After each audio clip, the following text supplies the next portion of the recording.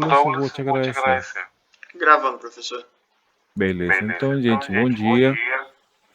Agradeço a presença de vocês aqui.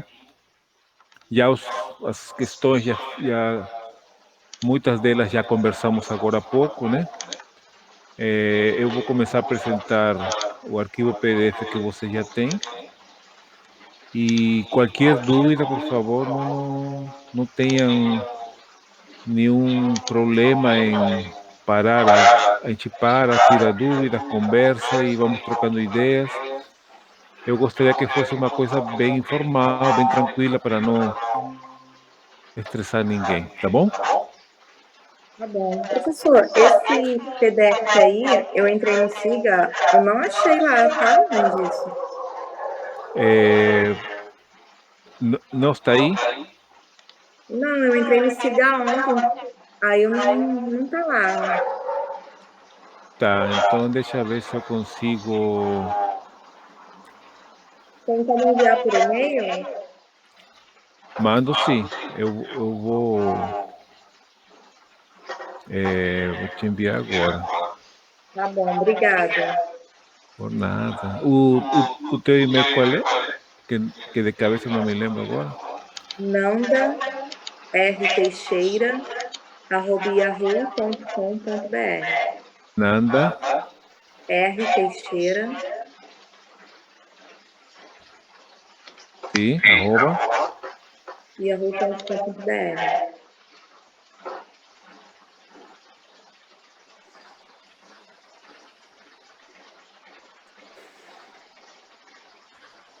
Depois eu vou colocar de novo, mas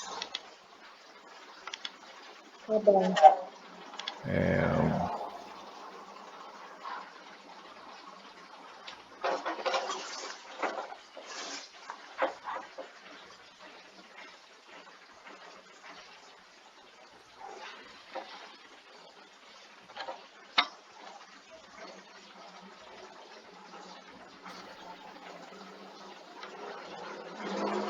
já estou enviando agora. Peraí.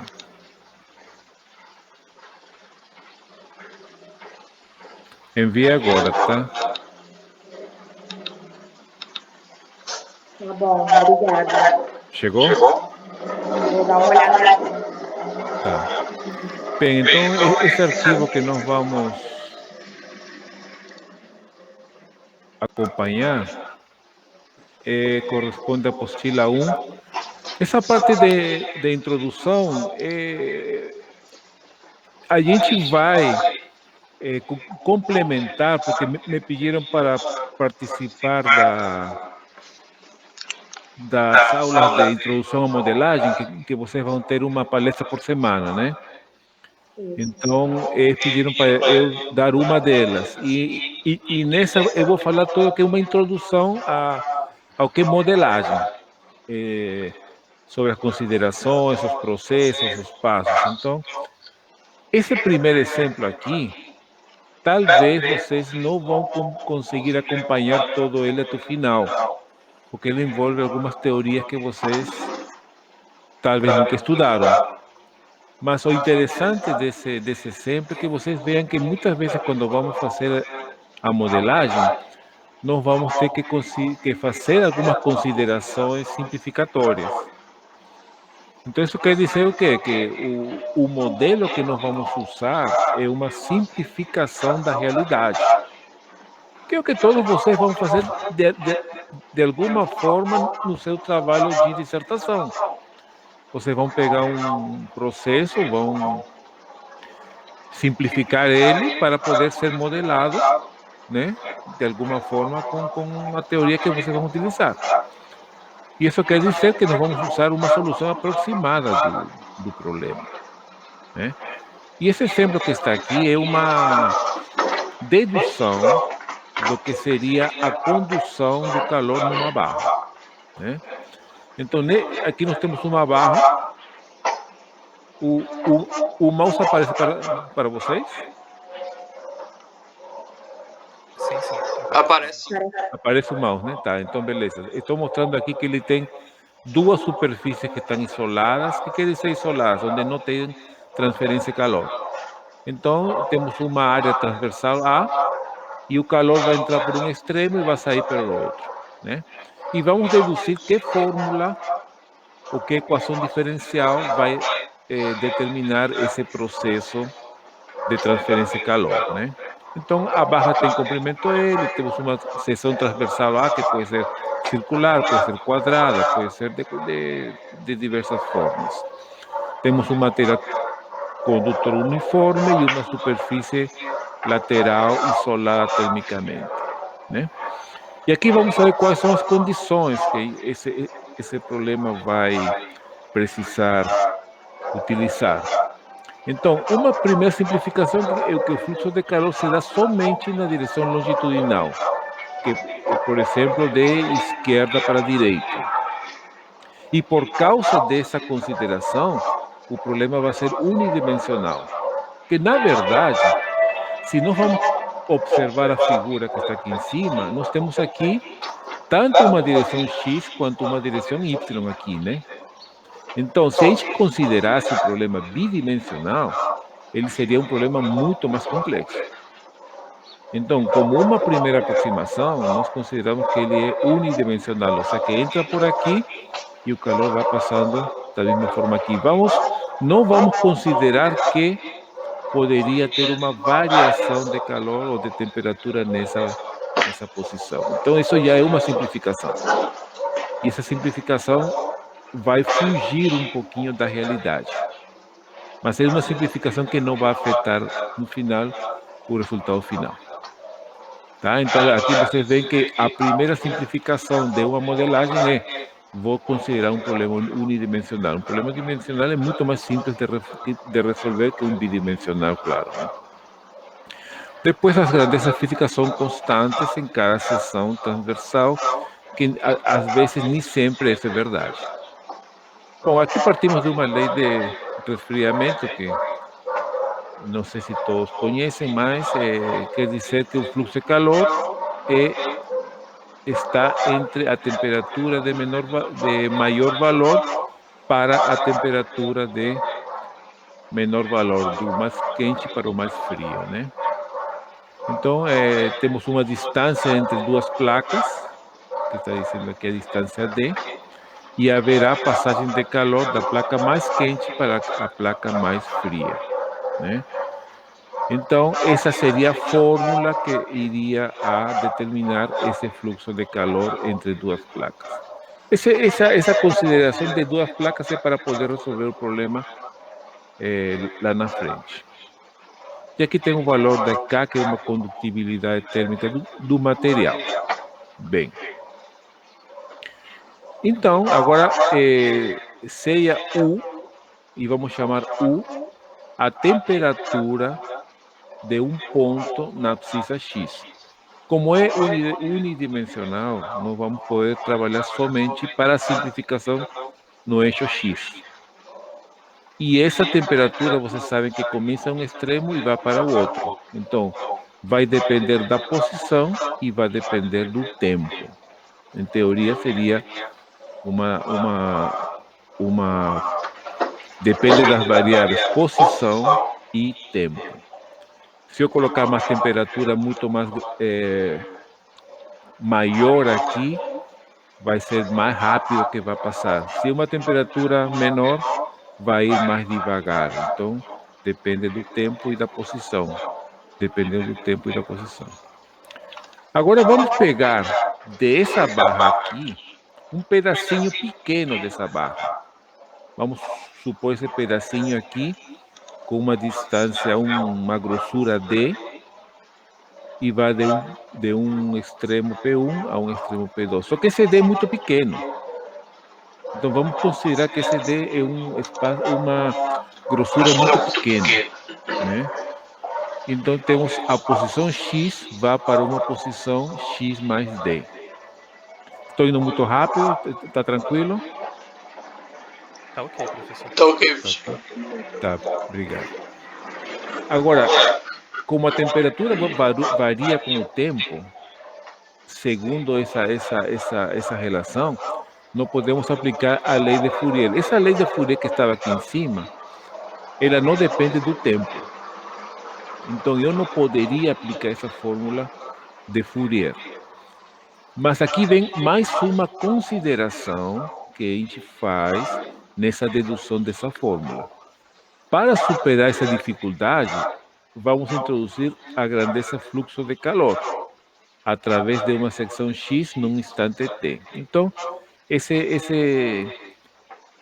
essa grandeza fluxo de calor vai fixar o tempo T na equação 1 que estávamos lá em cima.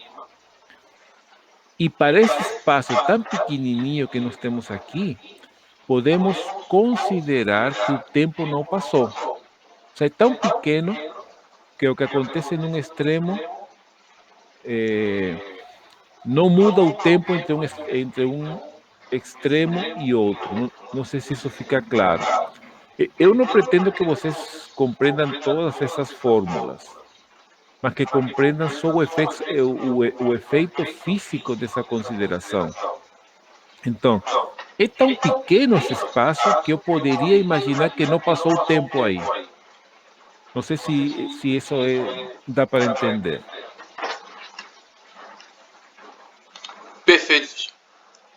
Tá? Então, essa é uma consideração que a gente faz. O espaço é tão pequeno que nós imaginamos que o tempo não passou aí. Então, por quê? Para poder usar essa fórmula que estava a fórmula número 1. Então, vocês veem que aqui o que acontece? Eu vou usar essa fórmula 1 entre x e x mais d, mas com o mesmo tempo. Como se não tivesse passado o tempo nesse pequeno espaço de tão pequenininho que o tempo não passou. Que é uma simplificação, né? E passa o limite quando d tende a zero. O que quer dizer quando d tende a zero? Que esse d, se era pequenininho, e esse d tender para zero, o que significa o limite dessa fórmula quando d tende para zero? É a derivada, não é? É o conceito de derivada. Então, o limite dessa fórmula aqui, quando d tende para zero, é uma derivada parcial de u em relação a x, vírgula t.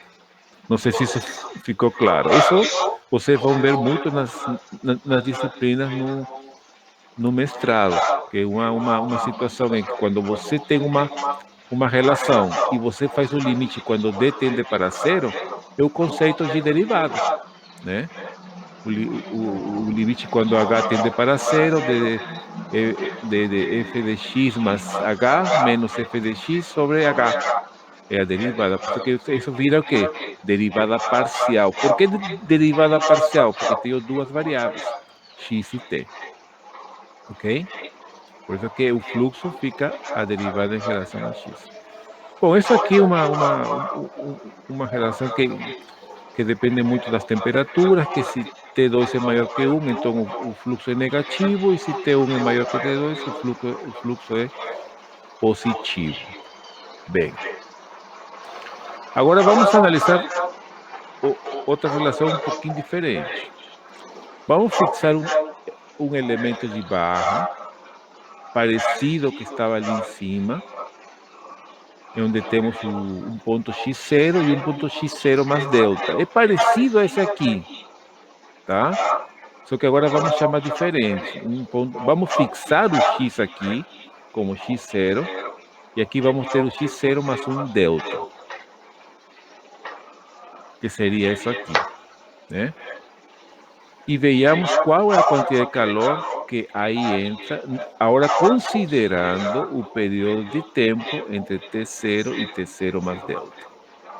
Vejam que aqui vou considerar que nesse pequeno espaço delta já vai ter uma mudança de tempo. Então, essa fórmula, não vou entrar em detalhes de onde que aparece a fórmula, essa integral, porque tem uma teoria muito mais complexa sobre calor, mas aqui é uma integral do ponto T0 a T0 mais tau, né? Acho que é tau o nome dessa letra grega. E temos aqui para a parte inicial e para a parte final, o fluxo de calor que passou. E o fluxo vai ser a diferença entre os dois. Como os dois têm o mesmo limite de integração, posso colocar o limite de integração único e fazer aqui, substituir o Q pela fórmula de Fourier que vimos lá em cima, né? Agora, aqui tem uma teoria que fala que se o calor específico C de uma substância é a quantidade de calor necessária para elevar em 1 grau Celsius a temperatura de 1 grama dessa substância, esse calor específico é definido por essa fórmula aqui, né? Que é onde aqui vocês veem que já teve uma mudança e aqui entra a derivada parcial em relação a T. Não vamos deduzir essa fórmula porque aí seria entrar em um campo que não está relacionado com nossa matéria. Mas aqui podemos observar que aqui entra a densidade, algumas propriedades físicas e usando a teoria fundamental do cálculo, né, nós podemos observar que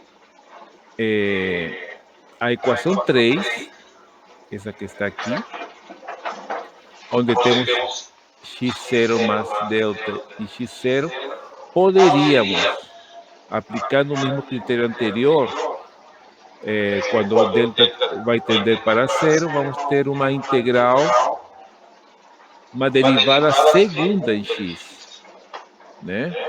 Aqui tem alguns passos que foram pulados também, né? Então, quando nós igualamos as equações 4 e 5, nós vemos que temos duas integrais duplas com os mesmos limites de integração, e esses mesmos limites de integração quer dizer que o que está dentro da integral tem que ser igual, em ambos os casos.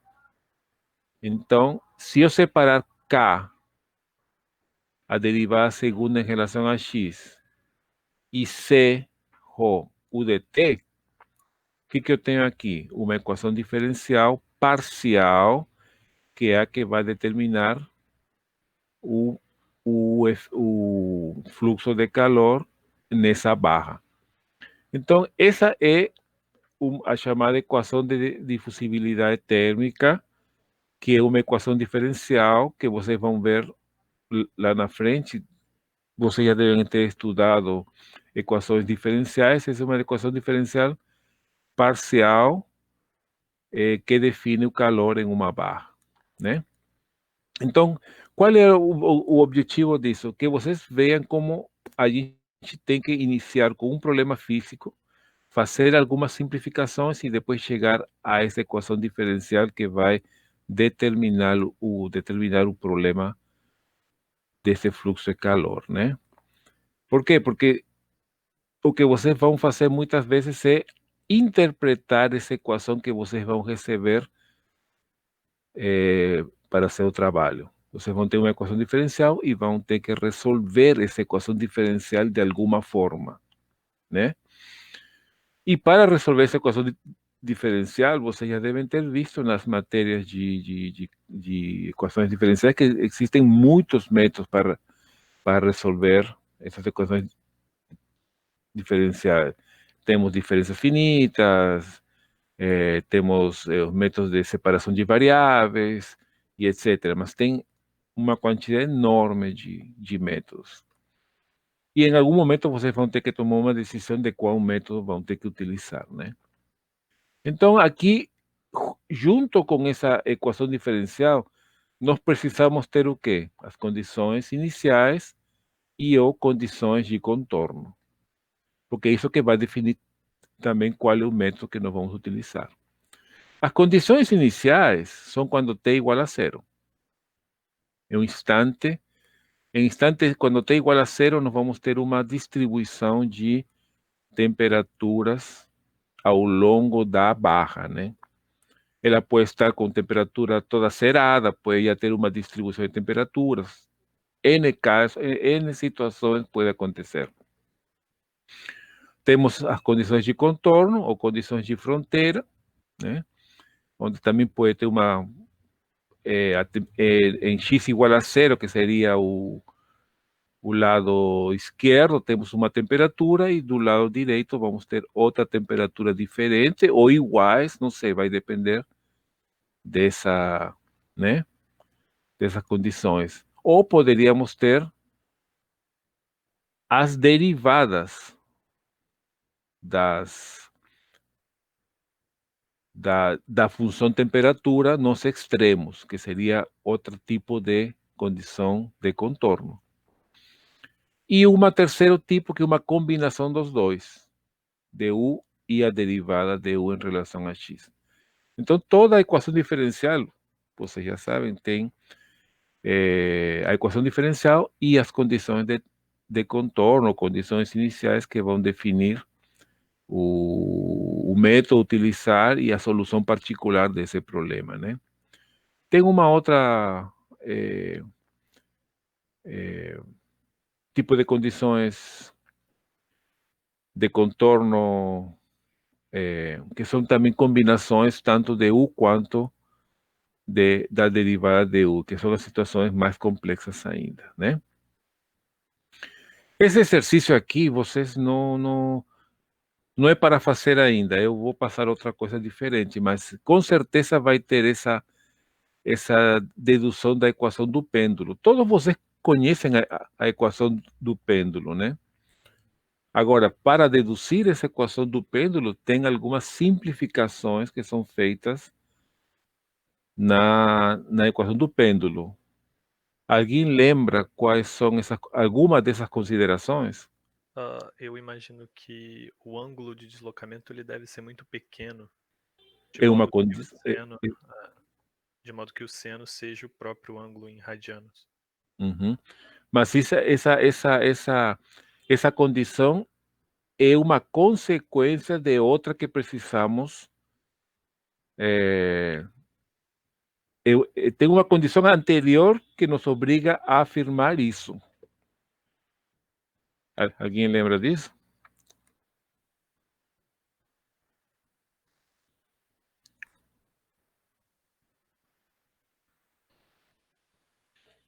Não lembra, não?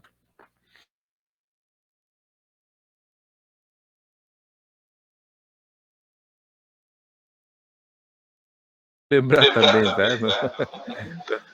Não faz mal, não. Mas a ideia é que o primeiro trabalho que eu vou passar, que eu vou colocar daqui a pouco, é justamente fazer uma pesquisa, né? Onde vocês vão ter que deduzir essa equação do pêndulo simples. Todos vocês conhecem a equação do pêndulo, porque isso se estuda em Física 1, se eu não estiver errado, né? Até no segundo grau, acho que se estuda. Mas o interessante aí são as simplificações que têm que ser feitas.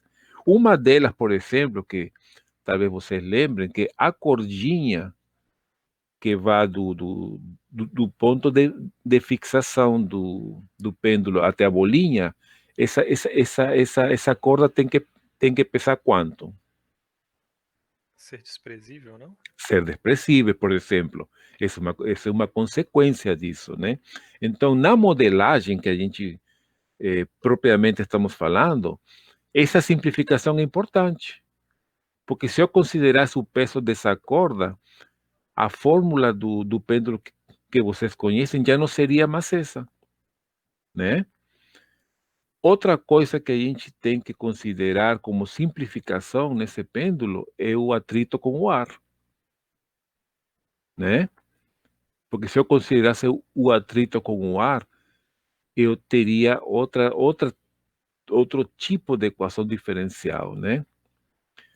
E uma coisa que eu vou adiantar, porque isso é difícil achar nas pesquisas, e que seria interessante que vocês tentem pesquisar para colocar o porquê.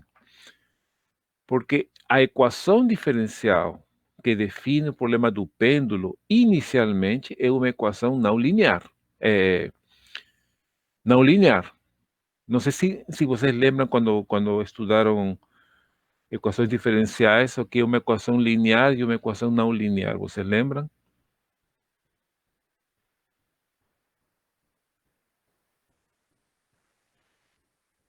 ¿Alguien lembra? Entonces, si no lembra, ¿ah? Não. Entonces, estoy haciendo esas preguntas no para hacer pegadinhas en vocês, tá? Porque son cosas que vocês têm que começar a lembrar, Tá bom. né? Uma equação linear, posso adiantar, é mais fácil de resolver que uma não linear. Uma não linear tem, quando você fala em equações diferenciais, por exemplo, se eu me lembro bem, o y não pode estar elevado, o y e suas derivadas não podem estar elevados a uma potência. Isso já é não linear, isso já, porque caracterizaria uma equação diferencial não linear. E a solução das equações não lineares é muito mais complexa, muito mais complexa. Então, a equação do pêndulo, inicialmente, é uma equação não linear, que seria dificílimo de resolver. E qual é a forma de fazer essa equação diferencial linear? É justamente o que foi Douglas que falou, eu não vi. Quando você faz seno de θ igual a θ, é a forma de linearizar essa equação. Foi o Charles. Charles foi, então desculpa, porque como eu estou em outra tela, não vi. Então, se você tem a equação diferencial com seno de θ, que inicialmente a dedução é essa é uma equação não linear, porque aparece a função seno.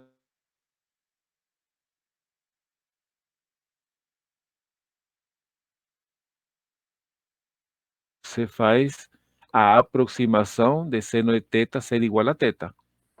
E quando você pode afirmar isso? Quando você trabalha com ângulos pequenos, né? Então, é isso que eu gostaria que vocês pesquisem bem, a dedução dessa equação diferencial do pêndulo, porque aí tem várias considerações que vocês vão ter que ver que são fundamentais para uma modelagem. Que são simplificações que vão dizer, não, eu posso mudar isso por isso, mas essa mudança não vai trazer grandes consequências para a solução final do problema. Porque tem considerações que podem mudar totalmente a solução do problema, e isso não é bom, né? A ideia são simplificações que não tragam. Por exemplo, o atrito do ar. O atrito do ar seria uma simplificação que traria grandes consequências para a resolução do problema? Não, né? Porque o atrito do ar é muito pequeno, né?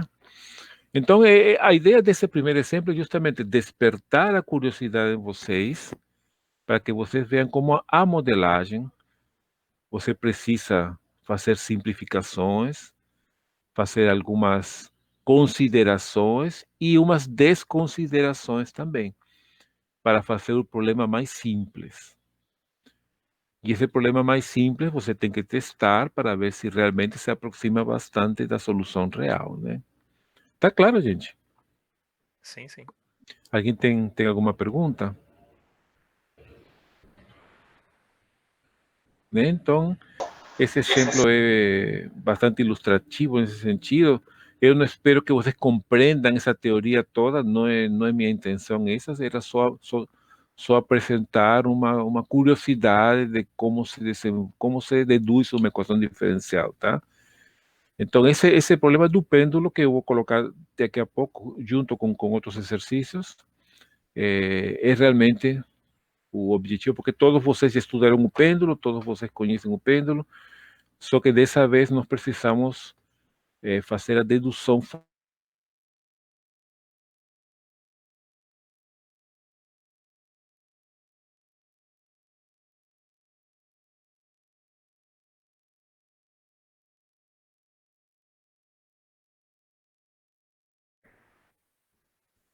Não? Então vamos lá. Bom, e aqui começamos já com a derivação e a integração numérica. Certamente todos vocês já conhecem essa parte, mas nós vamos a tentar estudar as aplicações que isso tem. Todos nós conhecemos a famosa fórmula da derivada de uma função, né? no ponto x0, que é o limite quando h tende a zero dessa expressão aqui. Mas o que acontece se eu não considerar o limite? Vocês lembram dos nossos conhecimentos de cálculo 1 já talvez um pouco enferrujados? De que essa expressão representa uma secante, não é? E essa secante, conforme h vai diminuindo de valor, vai se aproximando à reta tangente. Mas se a gente mudar esse conceito para esquecendo o critério de tangente, isso simplesmente quer dizer que essa aproximação dessa derivada, conforme h vai diminuir de valor, vai fazer aproximações cada vez mais próximas da realidade. Então, se a gente não quiser calcular o limite, a gente poderia calcular com valores pequenos, por exemplo, vamos supor um valor pequeno, 0,1, e teríamos um valor, que seria um valor aproximado da derivada dessa função, não é? Se eu usar um valor um pouquinho menor ainda, 0,01, por exemplo, eu teria um valor aproximado dessa derivada, né? Que estaria talvez mais próximo ainda do valor final. E aí eu poderia começar a brincar com diversos valores de h para ter valores aproximados. Vocês sabem que um computador não sabe calcular limite, não é? O computador não sabe. Vocês não têm como programar isso aqui no computador. O limite quando h tende a zero dessa expressão. Então o jeito é que enganar o computador e ir calculando essas derivadas com valores de h pequenos. Mas quão pequenos o computador vai saber trabalhar com valores de h? Ele tem um limite também. Quando vocês façam os trabalhos que a gente vai fazer, vocês vão ver que quando h chega, vocês usam um h de 0, vamos supor, 0,000001, o computador também vai travar, porque ele não vai ter condições de trabalhar talvez com valores tão pequenos de h. Ele vai considerar como zero. E quando ele considera como zero, talvez vai acontecer o quê? Vai dar uma forma indeterminada. Então, o computador precisa ser direcionado nesse sentido. E como nosso trabalho é quase 100% por computador, nós devemos ter condições de saber qual é o limite desse computador com respeito a esses valores pequenos de h, né? Tem funções que a gente vai... Claro, se vocês falam qual é a derivada do seno, é cosseno, tá bom. Então, eu coloco como derivada o cosseno. Mas aqui estamos falando de funções com as quais nós não temos condições de calcular a derivada, né? Que são funções muito mais complexas. Então, aqui, essa aproximação, muitas vezes nós precisamos trabalhar com essa aproximação em vez de ou calcular pelo limite ou pela definição da derivada formal, da derivada mais simples, pelas propriedades das derivadas, né? Tá claro? Alguma dúvida? Não, tranquilo. Oi? Tranquilo. Tá tudo bem? Então vamos lá. Então, aqui vamos nós avançar um pouquinho mais rápido, porque eu coloquei algumas considerações sobre esse cálculo da derivada, algumas considerações aqui, mas eu queria me direcionar logo para voltar à expressão que estamos falando aqui. Então, se a gente fizer essas deduções todas, lembrando que quando nós fazemos uma aproximação, essa aproximação tem um erro. Então, nós vamos estar lidando o tempo todo com erros. Porque quando utilizamos métodos numéricos, aproximações, nós vamos ter que estar lidando sempre com erros. E vamos ter que poder administrar esses erros para saber até que ponto essa aproximação serve para a gente. Então, aqui nós temos que a derivada de f é uma é aproximadamente essa diferença de f de x0 mais h menos f de x0 sobre h, né? Uma dificuldade com essa formulação, e aqui vocês veem que o erro, ele sempre está definido para a primeira derivada, a segunda derivada, a terceira derivada. Mas se não conhecemos a derivada, como vamos poder calcular esse erro em função da derivada? Então, uma dificuldade com essa formulação é que não temos nenhuma informação sobre a derivada dessa função. De maneira que o erro de truncamento não pode ser estimado. Mas tem que ter alguma forma de estimar esse erro, né? Então, toda fórmula, se aqui é aproximado, vocês veem que aqui é aproximado, ele vai ser igual quando você considerar esse termo mais ou menos o erro dessa função. Se nós considerarmos esse todo, já temos que a derivada é igual a isso aqui, né? Se eu aplicasse o limite aqui, esse erro seria zero. Então, pronto, ele vai embora e ficaria o limite dessa função. Mas como não podemos aplicar o limite, nós temos a aproximação mais ou menos o erro. Ok? Para pequenos valores de h, esse quociente pode ser utilizado para aproximar a primeira derivada. Mas vamos considerar que esse erro é limitado por um valor de m vezes h sobre 2. Então, essa derivada segunda é substituída por um valor de m. Já que não conhecemos a derivada, vamos substituir um valor de m.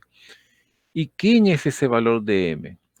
M é um valor limite para essa derivada segunda, dentro desse intervalo. Pode ser o valor máximo da função nesse intervalo, pode ser o extremo do intervalo que estamos utilizando, o extremo maior, o extremo menor, entre A e B. Então, essa é uma escolha muito relativa, né? Mas esse M vai estar relacionado com, por exemplo, entre A e B. Qual é o ponto máximo entre A e B? Esse valor que eu vou considerar, por exemplo, para o erro. Pode ser o extremo A, o valor da função no extremo A, ou o valor da função no extremo B, né? Então, isso aqui é muito, muito relativo. Mas é um parâmetro que eu preciso definir para poder estimar aproximadamente o erro dessa aproximação que eu estou fazendo, tá? E essa fórmula que estamos considerando aqui é conhecida como fórmula da diferença superior, se h é maior que zero. Então, essa derivada pode ser aproximada de três formas diferentes. A diferença superior ou ascendente quando trabalho com f de x0 mais h, ou seja, um ponto para frente de x0. A diferença inferior, quando eu trabalho com um ponto anterior a x0, ou uma diferença central, quando eu uso um ponto anterior e um ponto anterior e um ponto posterior a x0. Cada um tem suas vantagens, cada um tem suas desvantagens em que eu usar cada um desses pontos. Tá claro? Alguém tem alguma dúvida? Então vamos ver um exemplo aqui de como seria a utilização dessa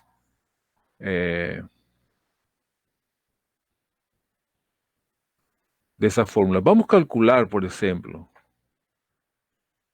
temos a função f de x igual a ln de x e queremos calcular a derivada no ponto x0 de valor 1.8, tá? Todos nós conhecemos qual é o valor da derivada do logaritmo, né? Que é 1 sobre x. Então, para mim não seria problema calcular a derivada de ln de x no ponto em 1.8. Não seria problema nenhum. Mas esse exemplo é para ilustrar como se trabalha com essas fórmulas. Então, vamos usar a fórmula da diferença superior. Então seria f de 1.8 mais h menos f de 1.8 sobre h. Isso aqui está claro? Isso nos vai dar um valor aproximado da derivada, né? Tá claro. E é utilizada para aproximar a derivada no ponto 1,8, né? Vejam bem que aqui nós estamos, como conhecemos a derivada dessa função, a derivada segunda vai ser 1 sobre, seria 1 sobre x ao quadrado, né? Mas em vez de colocar x, vamos colocar um valor que sí qualquer, porque é um valor que se encontra entre 1.8 e 1.8 mais h, que é o intervalo com o qual estamos trabalhando. Para nosso benefício, vamos considerar simplesmente 1.8. Então, a fórmula de erro vai ser essa aqui. H sobre 2 vezes 1.8 ao quadrado.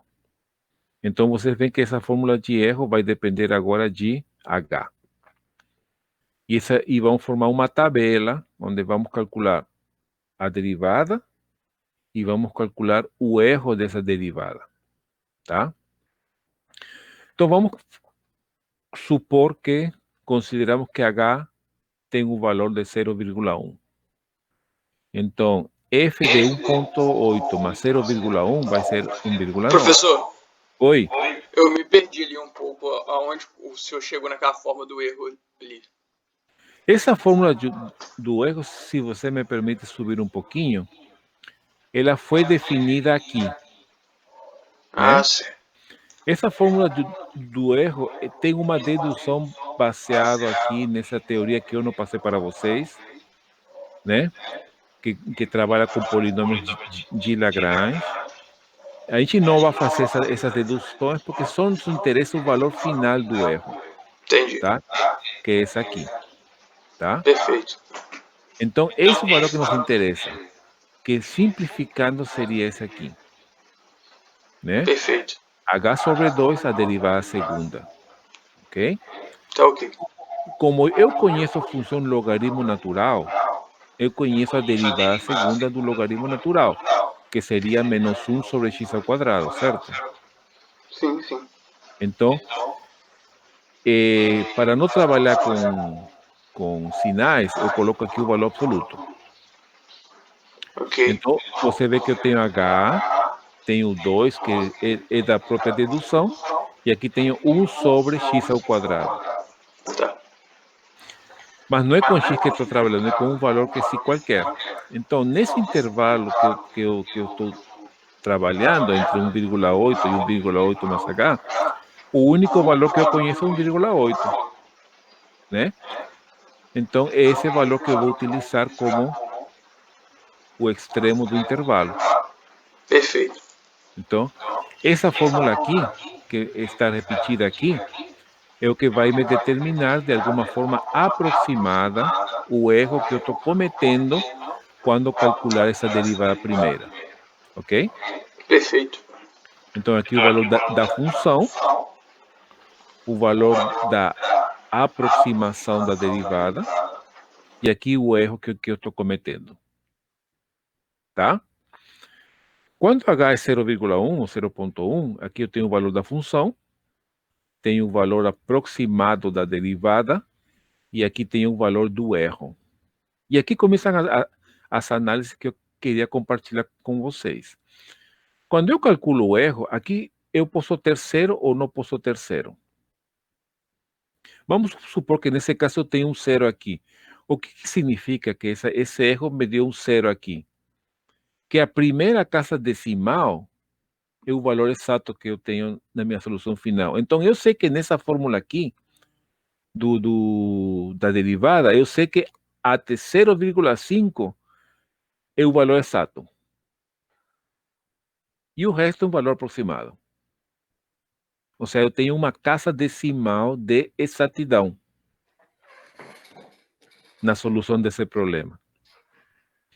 Quando substituo o valor de H igual a 0,01, tenho o valor de F e tenho o valor da aproximação. Vocês veem que o valor de 5 não mudou.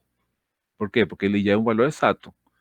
E vocês veem aqui que quantos zeros eu tenho no meu erro? Tenho 2 zeros. Então, isso me garante que os 2 primeiros números aqui, não me garante, mas me leva a induzir que eu devo ter os 2 primeiros decimais dessa expressão como valores exatos. Ou seja, minha aproximação está exata com 2 casas decimais. Isso aqui está ruim? Não está ruim, não. Mas eu tenho certeza que isso aqui são os valores exatos.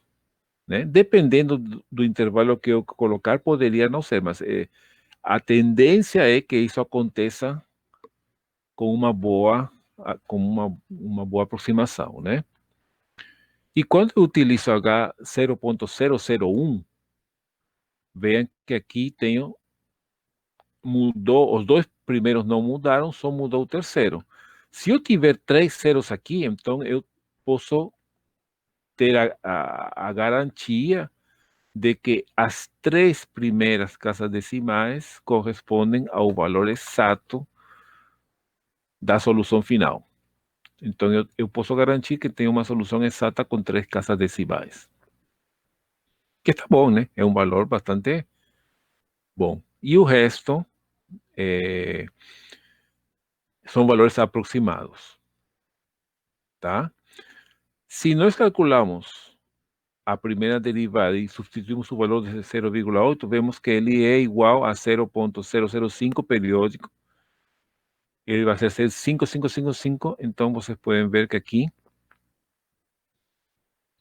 certamente os 3 primeiros correspondem à solução analítica, né? E os limites de erro são bastante próximos do erro verdadeiro da aproximação. Eu poderia colocar ainda aqui 0.0001. E aqui o único que vai acontecer é que vai aumentando o número de 5 que vai ter como solução aproximada, né? Isso é porque eu estou fazendo à mão. Mas se eu usar um computador, eu posso usar quantos valores de H eu quiser, né? E obter valores cada vez mais aproximados, ou mais próximos do valor analítico.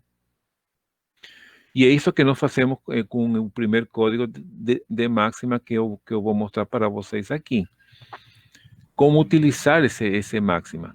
Agora, é importante que vocês vejam que com os computadores atuais, realmente os computadores atuais são muito bons. Eles vão trabalhar com muitas casas decimais.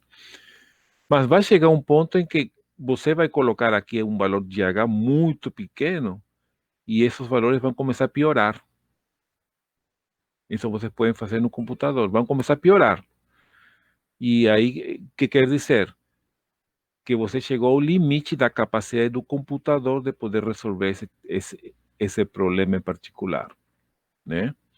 Então, o computador tem suas limitações também. E é isso que vocês vão ir descobrindo aos poucos com as práticas que vocês vão ir fazendo. Vão ir testando vários valores de H, vão testar H cada vez menores, e em um momento podem ter algum problema seja por limitação do software, ou seja por limitação do próprio computador, né? Agora é mais difícil, porque os computadores são muito potentes, mas antigamente você colocava um 10 a menos 5 e já dava problema já. Então, mas atualmente os computadores têm uma capacidade de memória muito grande. Ok? Tá claro? Tá claro sim, professor. Eu vou mudar agora um compartilhamento, tá? E vou mudar para a tela do Máxima, onde eu quero mostrar para vocês. Apareceu para vocês já? Sim. Já Bem, sim. tá, perfeito. Então, eu queria apresentar para vocês agora rapidamente o Máxima. E vou apresentar o Máxima para vocês com esse exemplo, né? Aqui vocês vão ter várias situações que esse Máxima pode resolver. Ele pode resolver equações, né? Sistemas de equações, pode resolver equações diferenciais, ordinárias, mas simples, né? Ele não resolve equações de uma complexidade muito grande. Tem problemas de matrizes, autovalores, calcular a solução de um sistema x igual a b, calcula integrais, calcula derivadas. Então, é uma ferramenta bastante interessante no caso de a gente não lembrar de uma derivada ou de uma integral, ou for uma integral um pouquinho mais complicada, a gente pode utilizar. Mas tem suas limitações. Faz simplificações e, principalmente, uma coisa que é muito importante, pode gerar gráficos. Porque a gente que trabalha com simulação, o gráfico é fundamental, porque o gráfico nos vai ajudar a saber se a tendência do problema está para a resposta que a gente quer ou se está sendo convergente ou divergente, né? Então, antes de chegar a uma conclusão, o gráfico pode ser uma ferramenta muito importante numa solução dessas, né? Então, aqui tem a função f de x igual a log de 1,8. Então, o que eu tenho aqui? A solução do valor da função. Vejam que tudo que eu faço aqui tem que terminar em um ponto e vírgula. Esse ponto e vírgula é fundamental para poder continuar com... Então, aqui eu aperto a setinha. Aqui calculo o valor da função com 2, 4, 6, 8, 10, 12, 15, 16 ou 17 casas decimais, né? Depois, aqui eu tenho o valor da derivada, que eu já coloquei. Vejam que ele fez uma aproximação, mas o último ele arredondou para 6. É o limite que ele tem. Então, o último foi arredondado. Vejam que esse 6 aqui já é uma fonte de erro. Sempre devemos ter em conta que isso já é uma fonte de erro. Seja lá na frente, pode ter, mas já é um pequeno errinho que a nossa solução vai ter. Tá? Tá claro até aí? Sim, sim. Depois eu vou disponibilizar esse arquivo para vocês. E vamos utilizar primeiro o teste para a diferença superior. Ok? Então, a expressão que define, e aqui veem que essa expressão tem 2 pontos, não é igual a 2 pontos, porque ele vai avaliar e vai dar o valor aqui. Eu vou definir uma expressão genérica que vai servir para diferentes valores de x e para diferentes valores de h. Então, essa expressão, embora eu vou trabalhar com x para 1,8, vocês poderiam utilizar para qualquer outro valor de x e de h, e vocês podem fazer suas experiências, suas brincadeiras aí com diferentes valores. Então, aqui tem a expressão, né, algébrica, e aqui vou começar a evaluar essa expressão para valores de 1,8, com x igual a 1,8 e h igual a 0,1. E aí tem o primeiro valor, né? A vantagem é que aqui temos muita casa decimal. Quando a gente faz na calculadora ou no braço, a gente fica difícil a gente colocar, às vezes, essas decimais todos, né? Aqui temos o primeiro valor, quando h é 0,1. Quando h é 0,01, já vemos que o valor vai melhorando. Quando é 0,01, 0,001, aí ele vai melhorando. Aí temos 0,0001 e aqui vai. Eu poderia colocar qualquer valor de h aqui, né? Por exemplo, eu posso repetir essa expressão aqui. Vamos ver se eu consigo aqui colocar um monte de zeros. Calcular. Então ele... Vean que, embora eu coloquei um monte de zeros, olha quantas casas decimais ele melhorou. Só 2. Então, é mais ou menos o limite que o software está mostrando que tem para resolver esse problema. Vai chegar um ponto em que você vai colocar dezenas de zeros aqui e não vai adiantar porque não vai melhorar mais o cálculo que ele tem. Então, é uma limitação do próprio software, tá? Porque se você levasse isso para Fortran, para MATLAB, ele com certeza iria melhorar mais, né? E aqui vamos colocar o erro. Essa expressão do erro foi aquela que colocamos, né? H dividido por 2, 1.8 ao quadrado, e vamos deixar em função de H. Então, vamos calcular para 0,1, 0, e vamos aí.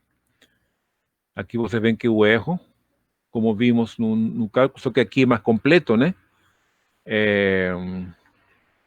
Temos a primeira casa decimal como certa. Calculamos aqui com 2 casas decimais exatas. Aqui já começa a colocar a expressão da... Como se fala? A representação científica, né? Com 10 a menos 4. Aqui já foi para 10 a menos 5. Eu vou repetir esse aqui mas para o H que eu coloquei aqui.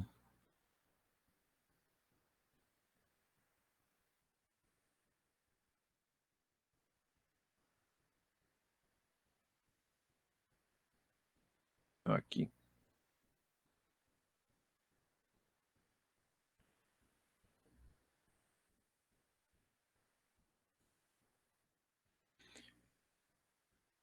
Aqui foi com uma aproximação de 10 a menos 13, mas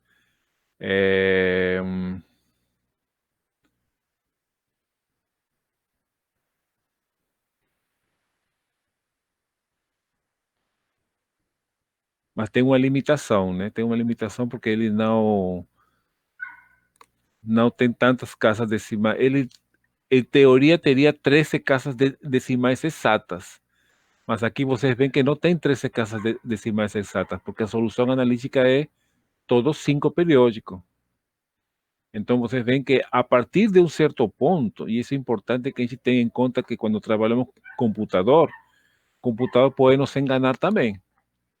Porque se aqui coloca com 10 a menos 13, quer dizer que temos 13 zeros aqui na frente. Então, e aqui não temos o 5 repetido 13 vezes. Então, isso já é um indicativo de que o erro está acumulando e não está sendo mais favorável colocar tantos zeros numa expressão dessas, tá? Então, a gente não tem que confiar cegamente no computador. A gente sempre tem que questionar se o que o computador está nos oferecendo é uma solução confiável ou não. Então, sempre devemos nos questionar, esse resultado é confiável? Às vezes temos que verificar por outro caminho, por outros meios, né? Ok? Bem, vejam que o que eu fiz primeiro aqui é o teste para diferença superior. Não vai dar para guardar todos os valores, mas é importante que vamos comparar o teste da diferença superior com o teste da diferença central. Eu vou pular o teste da diferença anterior para que vocês possam fazer em casa, mas o comportamento não é muito diferente. Mas já com a diferença central, o comportamento é bem diferente, tá? Então, vamos comparar essa diferença central com o diferença superior.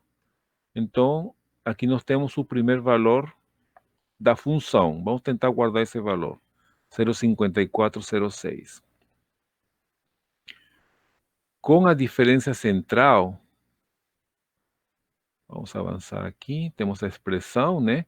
Log de x mais h menos log de x mais h. O que acontece aqui? Ele pega um ponto antes e um ponto depois daquele que estamos analisando. Ou seja, pega se eu considerar o H0,1, ele vai pegar 1,7 e 1,9, tá? Então, o que acontece? Veja que a solução com ponto central tem 2 casas decimais exatas. O que quer dizer isso? Que o resultado comparado com a diferença superior é melhor.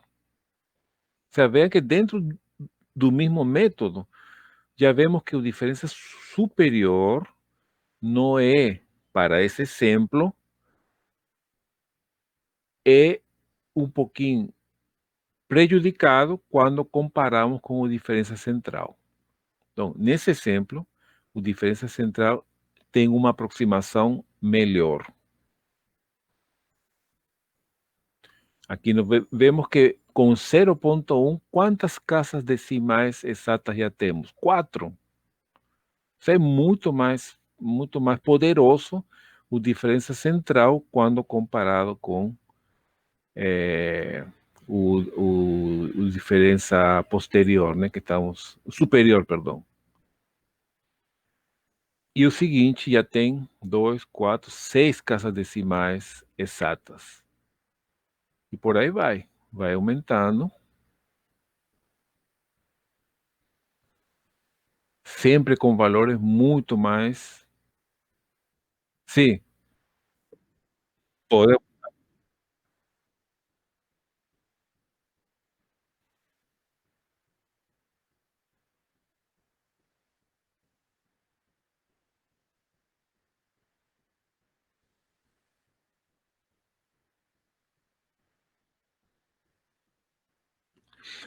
Nessa fase, que a gente está na fase de formação, seria interessante que vocês experimentem os 3, a central, a superior e a inferior, né? Porque o fato de, nesse exemplo, a diferença central ser melhor, não quer dizer que sempre vai ser melhor, tá? A fórmula de erro de diferença central, que a gente não colocou aqui, mas vocês podem pesquisar, ela tem um erro menor quando comparado com diferença superior e diferença inferior. Então, em teoria, ele sempre é melhor, tá? Em teoria, ele sempre é melhor. Só que tem um problema. Você precisa conhecer o valor anterior e o posterior. E nem sempre você tem essas possibilidades. Principalmente de conhecer o anterior. Porque o que acontece? Vamos imaginar o problema da barra, que vimos lá no PDF, né? Se você está no primeiro ponto dessa barra, no primeiro ponto, no extremo X, no ponto 0, você conhece o ponto anterior? Não, porque não existe um ponto anterior. Então, nessa situação, você não pode começar com uma diferença central. No caso, a função não é definida naquele local. Vai ter que definir a função, em que ponto você está querendo calcular a função. Se um ponto extremo, você não pode aplicar o central. Entendi. Mas se um ponto que se encontra dentro do domínio do corpo, é bem provável que você possa usar, sim. Perfeito. Então, a ideia aqui é tentar abrir um pouco a cabeça de vocês para que vejam as possibilidades, as dificuldades de usar cada situação, né? Ver que existem algumas vezes alguma limitação que não deixa usar um método ou outro, né? Tá? Mas, em princípio, a diferença central, vocês veem aqui pelos exemplos que estamos vendo, ele sempre é mais preciso que o superior e o inferior. O que pode limitar é a possibilidade de usar esse método para uma dada situação, né? Ora, observem esse exemplo aqui Essa última avaliação, onde temos 4 zeros e aqui temos 5 zeros. Praticamente não mudou nada. Olha aqui entre essa solução e a outra. Por que não mudou nada? Porque chegou o limite do computador. Do software, principalmente, né? Então, esse software em particular, por mais zeros que você coloque, ele não vai melhorar o resultado, né? E isso é importante quando você vai trabalhar com métodos numéricos, porque às vezes você acha, eu vou colocar H igual a 10 a menos 30, né? Então, 10 a menos 30 eu vou conseguir um erro da ordem de 10 a menos 20. Mas às vezes isso não é possível, porque você tem que analisar a limitação do software, a limitação do computador. Então, nem sempre o H muito pequeno, excessivamente pequeno, vai te oferecer uma solução melhor. Então, esses exemplos, esses testes que vocês fazem, vai te permitir conhecer um pouco, né, qual é a limitação do computador, qual é a limitação do software e da função também. Porque tem funções que na primeira, se for uma função linear, por exemplo, a x igual a b, na primeira tentativa você já tem a solução analítica, não é?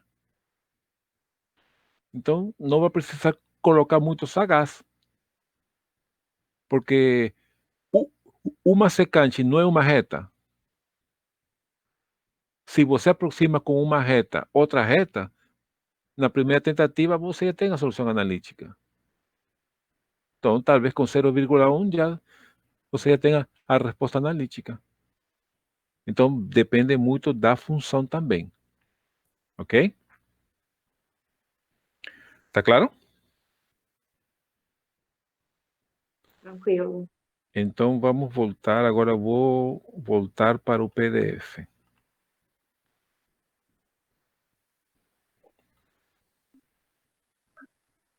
Aqui. Quando aparecer, me avisam, por favor. Aqui já apareceu. Apareceu já. Tá, beleza. Então, o que vem a seguir é que você pode sofisticar muito esse cálculo de derivada, considerando mais termos, considerando fórmulas super mais sofisticadas, mas muitas vezes na simplicidade está o benefício e a praticidade, né? A gente vai ter métodos que vamos utilizar situações bem mais complexas, mas na maioria das vezes vocês vão ver que vamos trabalhar com os casos mais simples. Não vamos chegar a um momento a estudar o método das diferenças finitas. E esse método das diferenças finitas trabalha com a diferença central, a diferença superior, a diferença inferior, só. E um método muito poderoso, que não precisa ter não precisa ser muito sofisticado para ser bom. Às vezes a simplicidade é suficiente, tá? Então, o que acontece? O que vocês têm aqui quando trabalhamos com diferença central, diferença superior e diferença inferior, nós estamos trabalhando com 2 pontos, certo?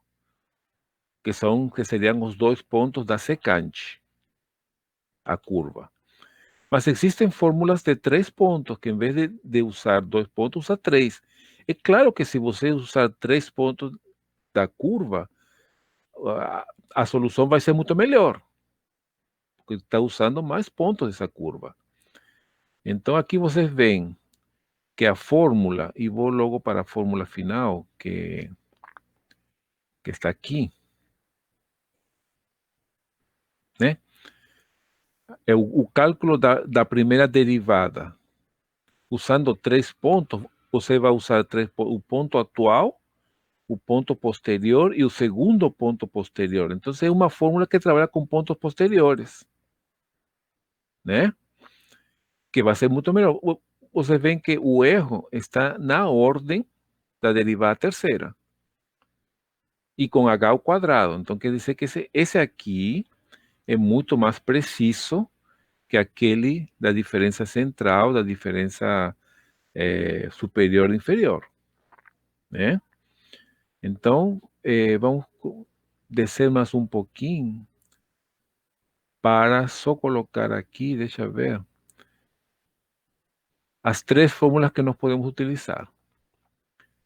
Aqui nós temos a fórmula dos pontos posteriores, certo?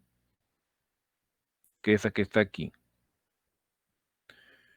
Nós podemos trabalhar com uma fórmula de ponto central, que vai usar um ponto anterior e um ponto posterior. Só que nesse caso, um erro. Vean que esse ponto central ainda pode ser utilizado na fórmula de 3 pontos. E podemos trabalhar todo com pontos anteriores. Em x0, x0 menos h e x0 menos 2h. Né? Então temos essas três possibilidades. Então aqui nós temos, novamente, o ponto posterior, o ponto central e o ponto anterior que vimos, né? Existem fórmulas para 5 pontos também, que você pode trabalhar com 5 pontos da curva, né? E aqui você tem que temos 2 anteriores e 2 posteriores, além do ponto x0. Então, veja que existem várias fórmulas que a gente pode utilizar, né, para calcular essas. É claro que são mais precisos. Veja que esse aqui tem H4 com derivada quinta. Então, este deve ter uma aproximação muito melhor. Agora, utilizar essa fórmula é bem mais complicado. Porque você precisa de considerar 5 pontos, cálculo nesse caso aqui temos 4 funções a calcular. Então, utilizar essa fórmula é muito mais complicado que utilizar a fórmula de 3 ou 2 pontos. O que justificaria usar isso? A complexidade da curva. Né? Algumas vezes precisamos de 5 pontos porque a forma da função nos obriga a isso. A gente precisa, talvez, uma exatidão maior nessa função que em outra. Mas as fórmulas estão aí para ser apresentadas e a experiência de vocês é que vai dizer, não, devo usar essa ou devo usar outra, porque não existe um critério universal. Existe um critério de analisar as condições do problema, como se comporta a curva, e isso que faz uma diferença na hora de tomar uma decisão. Tá?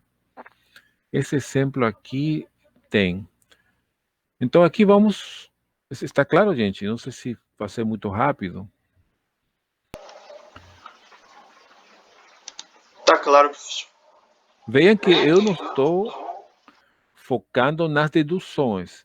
Eu estou focando nas aplicações, tá bom?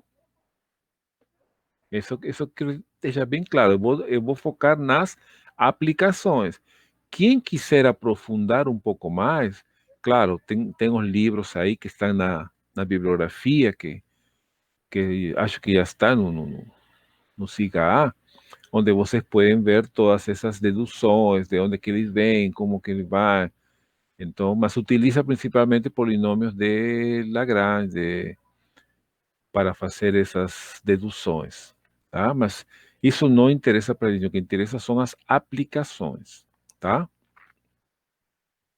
Então, vamos ver outro exemplo. Temos uma função x é elevado a x, já é uma função um pouquinho mais complicada, né? E temos os valores dessa função nesses 5 pontos. Né? É só substituir x igual a 1.8, temos o valor da função, 1.9, 2, 2.1 e 2.2. E queremos calcular a derivada dessa função, né?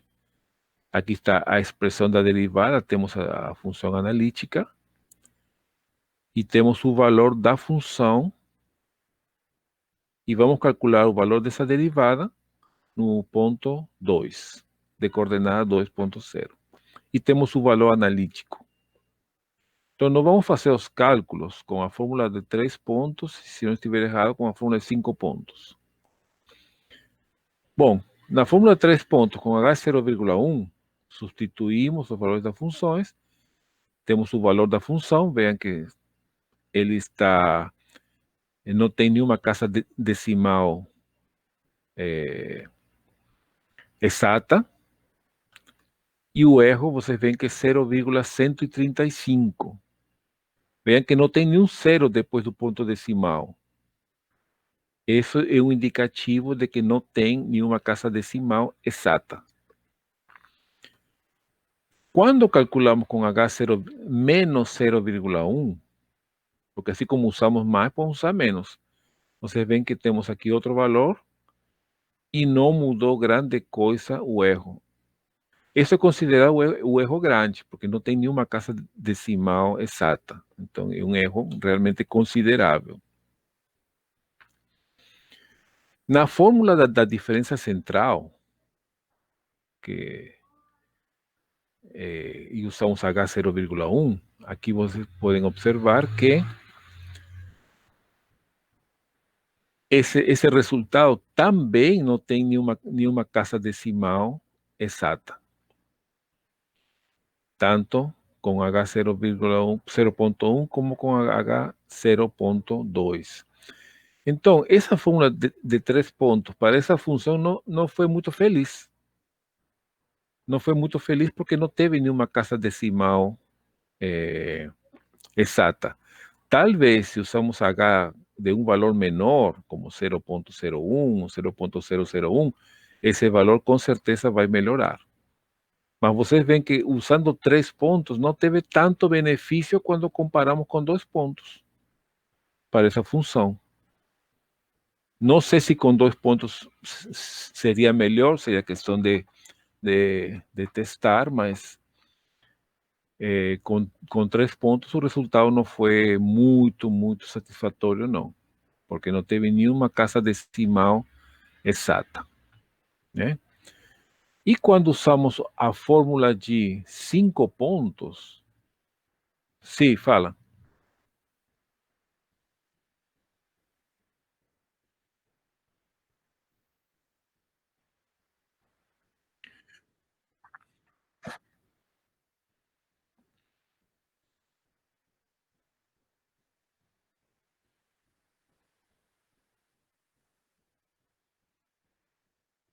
Qual? Você está falando de qual? De qual valor? No expoente menos 2. É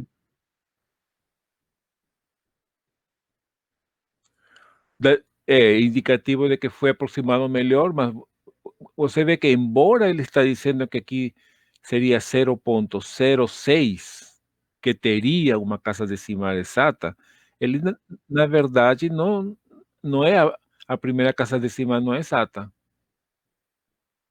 né? Embora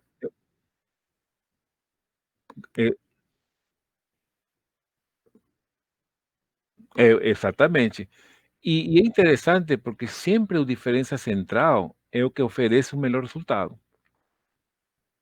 Quando comparamos com as outras alternativas. Então, em princípio, a diferença central é talvez o mais confiável. Vocês veem que aqui o erro é menor comparado com os outros, né? Mas quando você colocou 0,2 já piorou. Por que piorou? Porque quando você coloca H0,2, na verdade você está se afastando do ponto 2, né? Então, se você se afasta do ponto que estamos calculando 2.0, a tendência é piorar, não é? E você vê que de aqui para aqui piorou. Por quê? Porque o H maior afastou do ponto central. Então, se colocar um H menor, aí sim deve melhorar bastante esse resultado.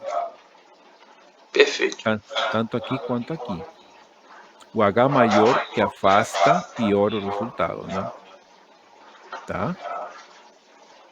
E na fórmula de 5 pontos, que eu calculei com H0, que H0.1 é um valor pequeno, não é um valor muito representativo, né? Veem que aqui nós temos um erro de 10 a menos 4, mas não sei se vou conseguir pegar os dois valores. Ele tem 16, que são as duas casas iguais, mas praticamente aqui o terceiro também é, porque é 7, e aqui é 69. Então, praticamente os três primeiros valores são os valores exatos, né? Ou seja, o de 5 pontos teve um comportamento melhor que o de 3 pontos, o que era de esperar também, né? Quanto mais pontos você considere, é melhor, mas a dificuldade de resolver é maior. É o que se chama o gasto computacional, né? Quanto mais coisa você colocar aqui, mais tempo ele demora em processar. Não sei se está claro. Então, eu vou mudar agora, vou abrir um arquivo aqui, tá? Só me dá um segundinho. Que eu vou abrir o exemplo 2.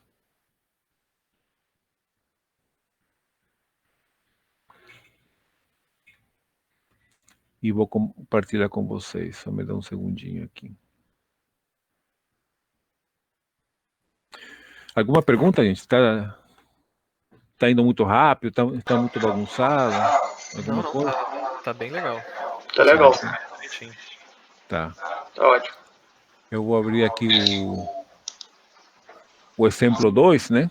Dessa sequência. Aqui estou colocando primeiro a expressão analítica, né? Nessa expressão analítica, vocês veem que quando é uma função, aparece sempre 2 pontos igual. E os valores, né, dessa função analítica, mas com bastantes casas decimais para que seja melhor, né? Temos aí todos os valores. Em 1.8, 1.9, 2, 2.1 e 2.2. Ok? Vocês podem brincar com qualquer outro número, né? Bem que eu estou colocando 1.8, mas vocês podem ter trabalhado com outros pontos diferentes, até mais próximos, talvez que em 2, né? Por exemplo, sei lá, 1.91, né? 2.09, já seria mais próximo de 2. Mas sempre esses números facilitam a didática do problema, né? E aqui, então, vamos calcular com a fórmula de 3 pontos. Aqui nós temos o primeiro cálculo, 22.032, que não sei se é exatamente o mesmo valor que está na apostila, pode ser um pouco diferente, porque aqui é feito com valores que tem mais casas decimais, né? E temos aqui a função g, que são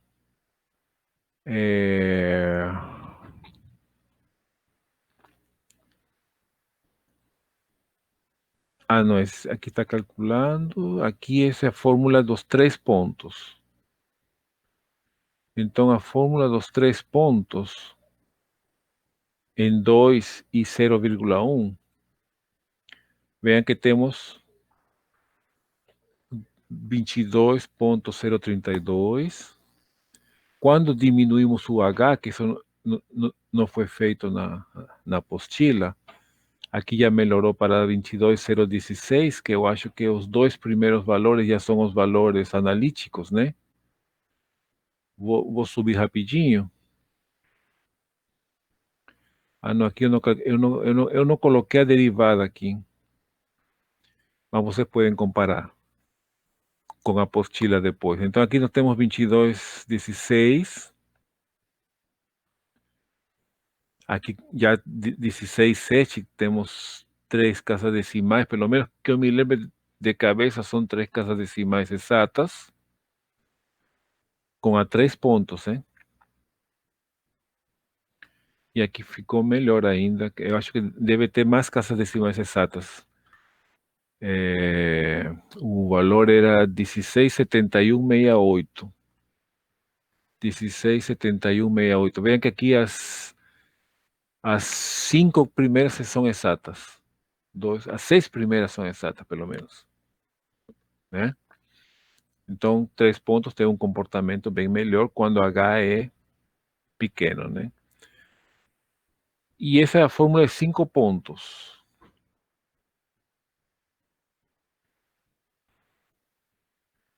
Com 5 pontos, aqui já temos os 3 primeiros, aqui era 7, né? Aqui já temos com 0.1, já temos, pelo menos, se eu me lembro de cabeça, os 5 primeiros são exatos. E com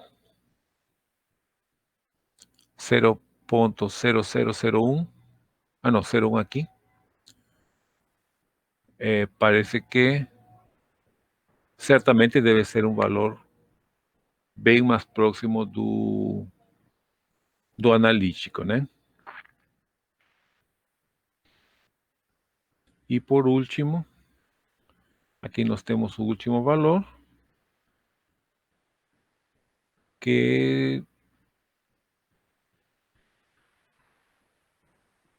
como não tenho o valor para comparar, eu acabei não colocando aqui no máximo o valor dessa derivada, né? Para poder comparar. Teria que complementar isso depois. Ok? E aí vocês podem brincar com os valores que vocês quiserem, né? H menores, né? Até que ponto isso vai melhorar ou vai chegar a um ponto que não vai melhorar mais. Então, isso aí são experiências que vocês vão ter que ir fazendo aos pouquinhos, né? Alguma pergunta?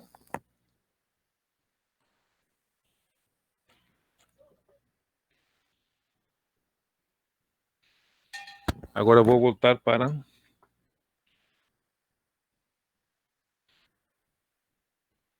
a apostila.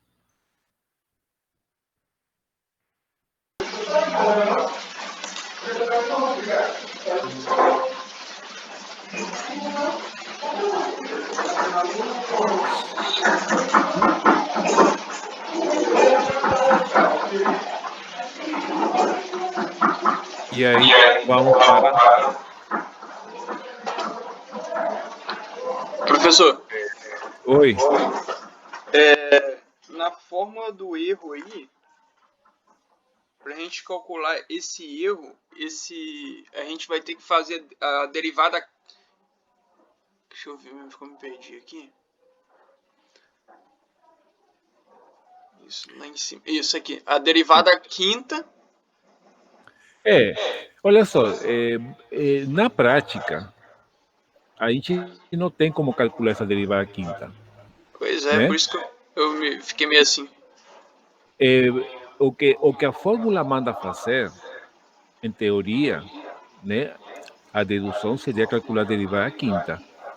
Mas se nós estamos usando métodos numéricos, é porque não sabemos a derivada, né? Porque Quem dirá a quinta, né? se conhecêssemos a derivada, para que estamos fazendo todos esses cálculos? Não tem sentido, né? Sim. Nós colocamos aqui exemplos que a gente conhece, né? Para poder comparar. Mas se você tem o logaritmo natural de x, você não teria sentido usar métodos numéricos para calcular o logaritmo natural de x, né? Outra pergunta, seria derivada quinta no H, né? Esse símbolo que está aqui no...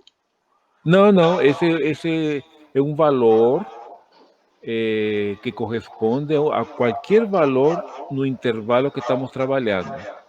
Nesse exemplo, 2, né? O analítico, agora eu me perdi aqui, em 2.0, né? Uhum. Então, seria entre 2.0 e 2.0 mais H. Tá. Não, perdi. Tá certo. Perfeito. Então, como a gente não pode calcular essa derivada quinta, normalmente o que se faz é escolher um valor de referência. Como vimos no exemplo anterior, que nós mudamos essa derivada quinta por um valor de m. Esse m poderia ser o máximo valor da função, poderia ser o valor da primeira derivada. Então, é um valor que a gente escolhe como referência para calcular esse erro. Por exemplo, podemos colocar o valor 2.0, que não é a derivada quinta, mas é um valor que de repente pode aproximar. Mas na prática é difícil utilizar esse erro para os cálculos que a gente está realizando, né? Entendi. Você precisa colocar um valor de referência para essa derivada quinta. Então, esse valor de referência é um valor meio que... como te falo? Um valor meio que você vai ter que escolher, né? Que valor de referência você vai utilizar para essa derivada quinta, né? Você poderia calcular a derivada quinta. Nesse exemplo, você tem como calcular essa derivada quinta, por isso que a gente usa um valor de erro, né? Porque a gente pode calcular a derivada quinta e substituir o valor de x nessa derivada quinta, né? Sim. Porque é um exemplo que a gente mostra para vocês como se desenvolve. Mas na prática, em um exemplo em que você não conhece a função, realmente você não tem como calcular essa derivada, né? E aí você usa outros parâmetros, um parâmetro aproximado, um valor de m aproximado, que pode ser o valor máximo da função nesse ponto, né? Que vai ser o valor do extremo da função, algum valor que serva como referência, né? Entendi. Tá? Perfeito. Obrigado. Então vamos a o...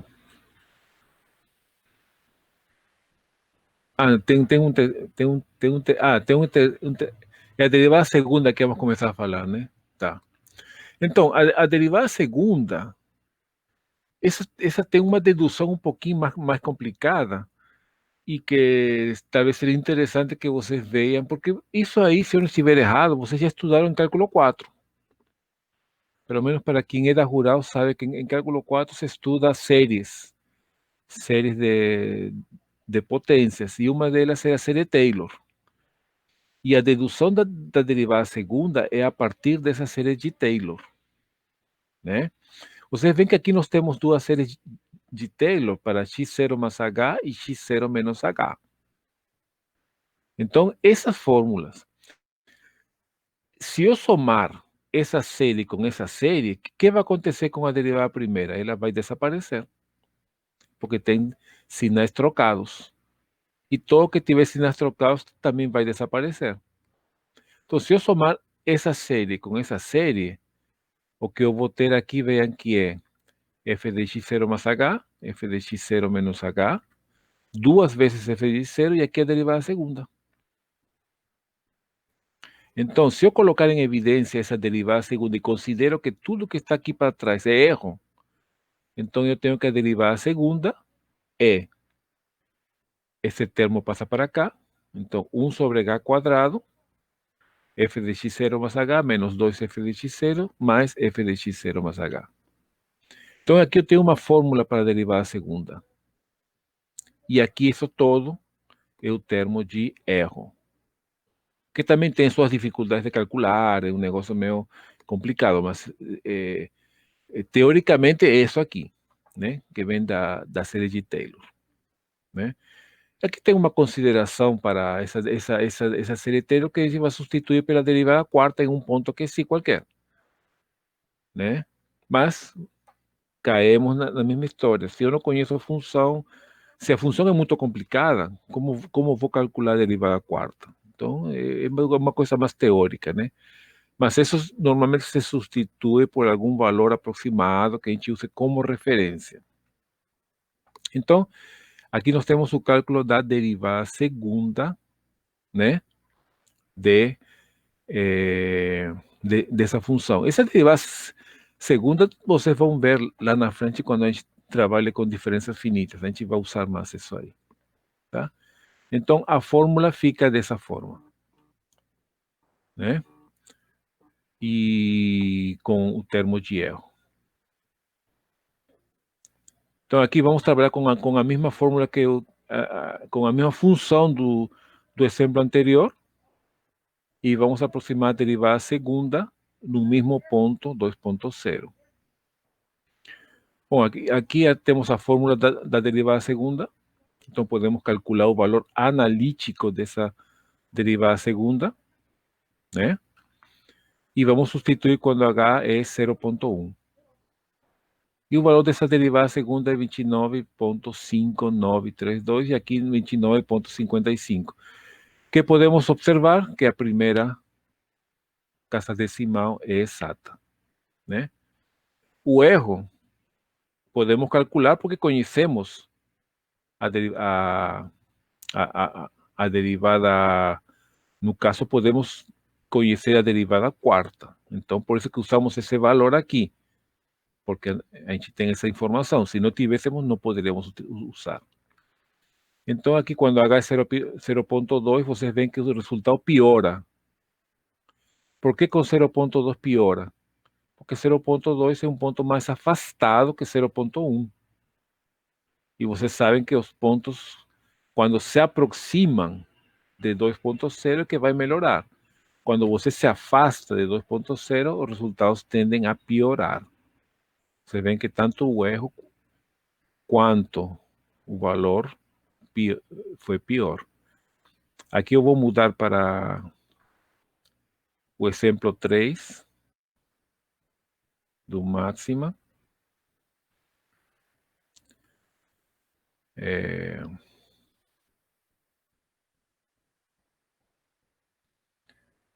Espera aí que eu fiz uma coisa errada.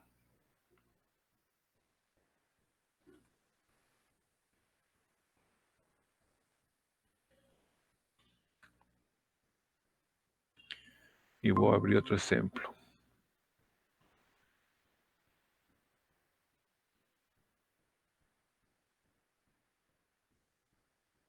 Tá. Então aqui nós temos a aproximação da derivada segunda. Apareceu a tela para vocês? Sim, sim. Ah, tá. Pareceu sim. Obrigado. Então aqui nós temos a expressão da função, a expressão da derivada segunda, e vamos calcular com a fórmula da derivada segunda os diferentes valores. Aqui temos o valor analítica da derivada segunda. Aqui nós temos a expressão da derivada segunda. E aqui só vou substituir os valores que vamos ir calculando. Então, nesse primeiro exemplo, com 0.1, já temos a primeira casa decimal exata, que isso, na verdade, só temos que saber só sabemos se comparamos com o erro, né? Aqui nós temos com 0.1, claramente melhorou. Aqui você pode comparar, temos 3 casas decimais exatas. Com 0.001 já melhorou mais ainda, né? Já temos 5 casas decimais exatas.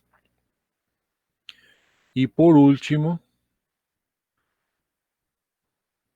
aqui vemos que ela 55.622.4 melhorou também uma casa decimal, mas não foi tão significativo. Ou seja, chega um ponto que já não melhora tanto. Aí tem a limitação, mas é limitação do próprio software.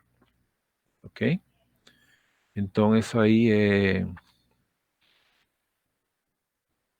seria o exemplo da aproximação com a segunda derivada. Claro? Tá certinho, gente?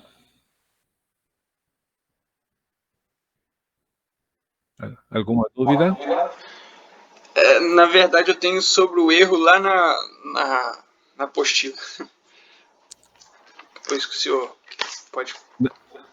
Vou voltar para a apostila então, tá? Espera um Quando o senhor... minutinho que eu vou... Só deixa eu colocar a apostila aqui.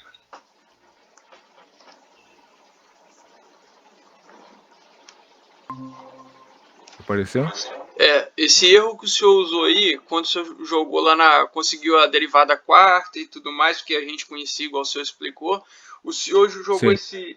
essa letra grega aí, como é que ela chama do que tá dentro do erro lá? Esqueço. Que sim. QC. O Uhum. QC, qual que é o valor de QC que o senhor usou? Você usou o x0 mais h ou o x0 menos h para encontrar esse erro?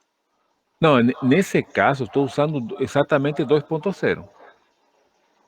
Ah, tá. Porque, veja bem, o ponto que sim é um ponto que se encontra no intervalo entre As extremidades. 2.0 menos h e 2.0 mais h. Isso vai depender muito do h que eu escolher.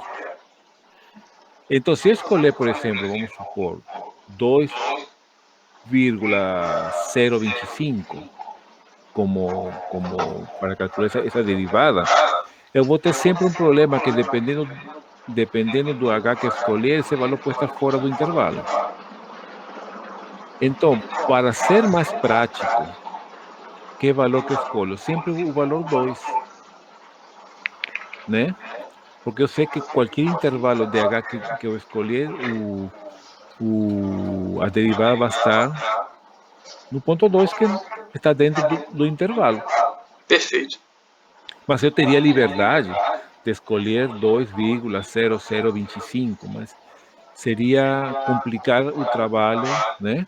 Escolhendo um valor que eu teria sempre que estar verificando se esse valor está dentro do intervalo, né? Entendi. Então o pulo seria escolher o QC igual ao x0 no caso.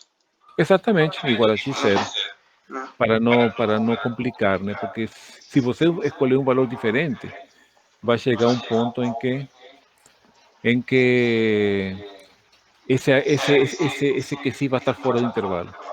Perfeito. E isso vai te dar confusão, porque até descobrir por que deu errado, é porque de repente estava fora do intervalo, né? Perfeito. Obrigado. Tá? Então, gente, até aí, eu acho que até aí são coisas que vocês já conheciam, não tem nada. O objetivo aqui é realmente que a gente faça análise das coisas, dos exemplos, das situações, a gente saiba aplicar as fórmulas, né? Ter conhecimento de como aplicar as fórmulas, como eu vou chamar brincar, porque a gente vai brincar com valores, né? E algumas vezes vamos encontrar situações em que o valor que vamos escolher não é tão adequado, né? Por exemplo, quando você tem uma função com uma certa singularidade, por exemplo, a função, deixa eu pensar, uma função que tem uma singularidade,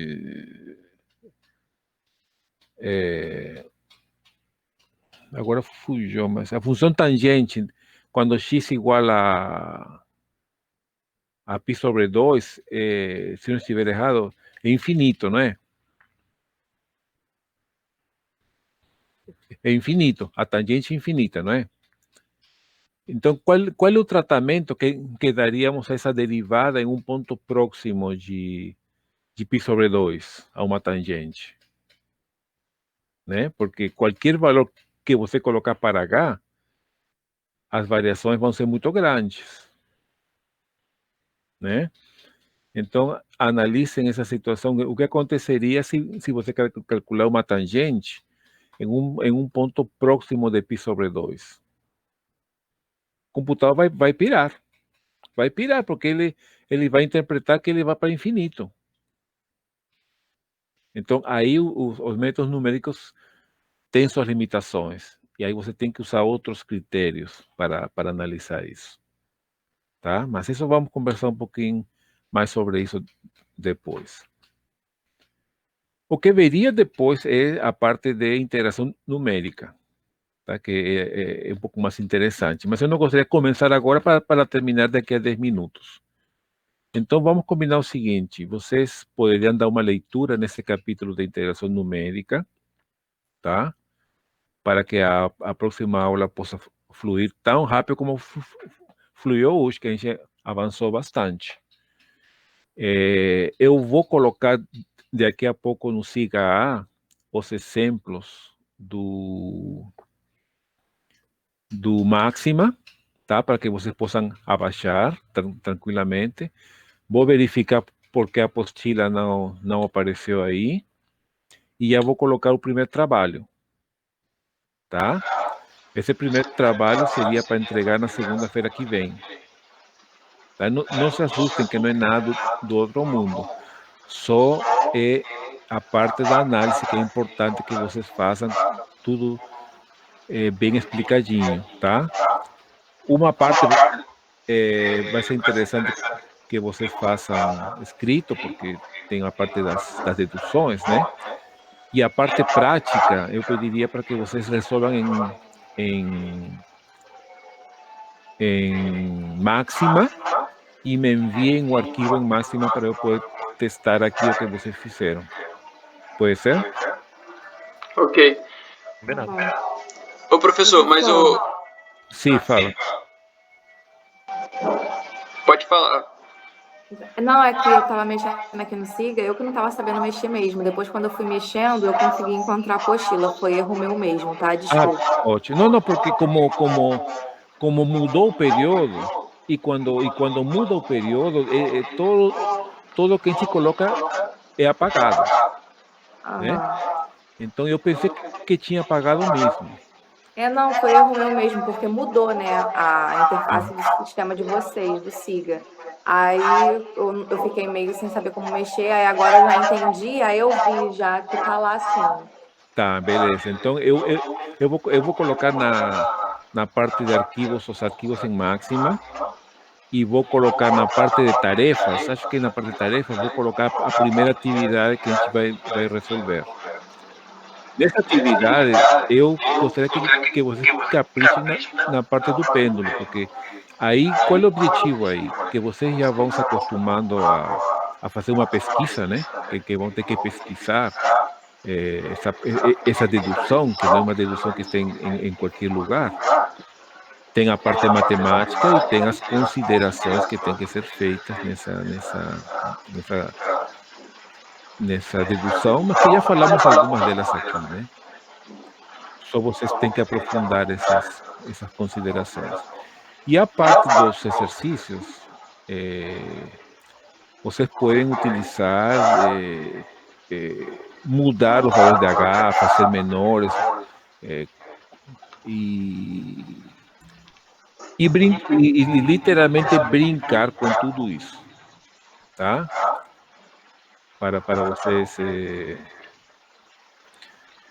descobrirem as possibilidades e as limitações desse software, tá? Não sei se está claro. Perfeito. Perfeito. Tá? Combinado. Daqui a pouquinho eu coloco no Siga A essas informações. Na próxima segunda-feira, 10 horas, tá? Se alguém precisar conversar, tirar dúvidas, tiver alguma coisa de conversar antes da aula, eu normalmente vou abrir a sala 9h15, 9h30 por aí, para tirar dúvidas de alguém que quiser, né, trocar alguma coisa sobre suas experiências do seu trabalho, dúvidas que queiram de alguma aplicação, a gente está à disposição.